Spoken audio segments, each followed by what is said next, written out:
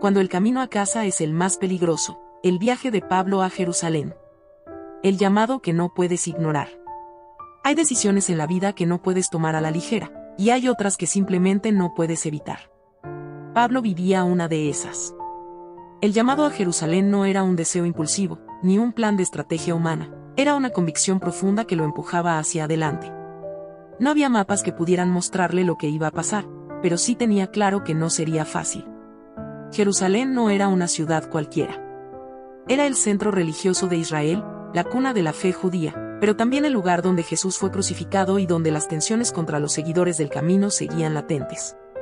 Pablo sabía que para muchos líderes judíos, él era un traidor, un fariseo que ahora predicaba que Jesús era el Mesías. Y eso era suficiente para que quisieran verlo muerto. Mientras miraba el horizonte desde el puerto, quizá recordó el rostro de Esteban, el primer mártir, a quien él mismo había probado en su muerte años atrás. Ahora, el hombre que persiguió a la iglesia estaba dispuesto a ser perseguido por ella. Esa es la paradoja del Evangelio, transforma al perseguidor en perseguido, y al enemigo en hermano. Las despedidas en Mileto. Mileto era un puerto animado, pero ese día, para Pablo, la actividad comercial, el griterío de los marineros y el olor a sal no podían ahogar el peso en su corazón. Sabía que las palabras que estaba a punto de pronunciar serían las últimas que esos hermanos escucharían de él cara a cara. Cuando los ancianos de Efeso llegaron, Pablo no les habló como un líder distante, sino como un padre que sabe que no volverá a abrazar a sus hijos. Les recordó su testimonio: ustedes saben cómo he vivido entre ustedes desde el primer día, sirviendo al Señor con toda humildad, con muchas lágrimas y pruebas. Les habló de su fidelidad para enseñarles todo lo que necesitaban, sin guardarse nada. Sus palabras no eran solo un repaso del pasado, sino una advertencia para el futuro: sé que después de mi partida entrarán lobos rapaces. Por eso, velen. Les encomendó a Dios y a su palabra, y terminó diciendo que no había codiciado ni plata ni oro, sino que había trabajado con sus propias manos. El silencio se rompió con sollozos. Hubo abrazos largos, oraciones intensas y miradas que decían más que 1000 palabras. El dolor más grande era saber que no volverían a verlo. El viaje hacia lo incierto. Subir al barco fue como cruzar una puerta sin regreso. Las velas se inflaron con el viento y el puerto de Mileto se fue haciendo pequeño a lo lejos. Pasaron por Cos, luego Rodas, y llegaron a Pátara. Cada ciudad tenía su propia belleza, calles estrechas, mercados llenos de especias, voces en distintos idiomas, pero para Pablo todo era tránsito, no destino. En Pátara encontraron un barco que iba directo a Fenicia. Navegaron días enteros, y al pasar frente a Chipre, Pablo seguramente observó sus montañas y recordó que allí había predicado con Bernabé años atrás. En Tiro, se quedaron 7 días. Allí, los discípulos, movidos por el Espíritu, le dijeron que no subiera a Jerusalén. No era una advertencia ligera, ellos percibían el peligro real. Las conversaciones en las casas, las oraciones en la noche, todo estaba teñido de preocupación por él. Cuando llegó el momento de partir, todos, incluso mujeres y niños, lo acompañaron hasta la playa. Oraron de rodillas en la arena, con el sonido del mar de fondo.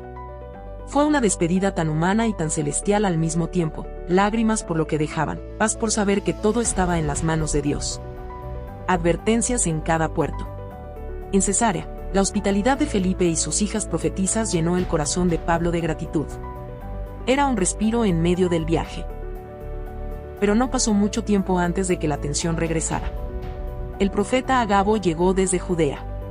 Sin decir palabra, tomó el cinturón de Pablo, se arrodilló, y con un gesto teatral y solemne se ató pies y manos.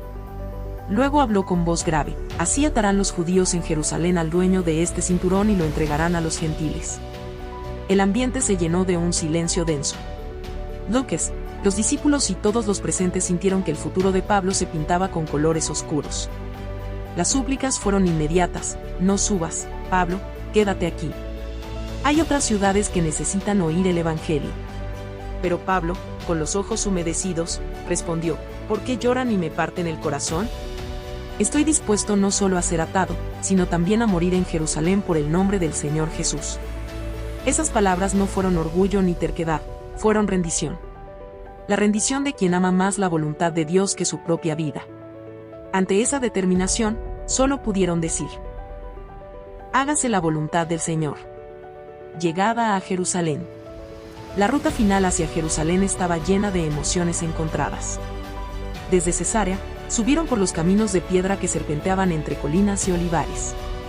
El aire se hacía más seco, y a lo lejos, las murallas de la ciudad santa empezaban a recortarse contra el cielo. Para muchos, era un destino de fiesta y peregrinación. Para Pablo, era el lugar donde lo esperaba su mayor prueba. Al llegar, fueron recibidos por los hermanos con alegría. La iglesia en Jerusalén era un refugio espiritual, y abrazar a esos rostros conocidos le dio un breve respiro. Al día siguiente, Pablo se reunió con Santiago y los ancianos.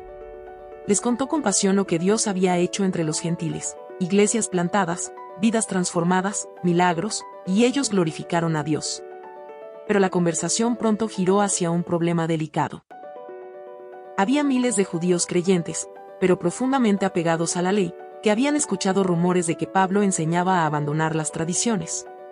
Para evitar un conflicto, le propusieron un acto público de respeto, participar en un voto de purificación junto a otros hombres y cubrir sus gastos. Pablo aceptó, no porque dudara de su mensaje, sino porque sabía que el amor a veces se demuestra en gestos que construyen puentes. La tormenta estalla.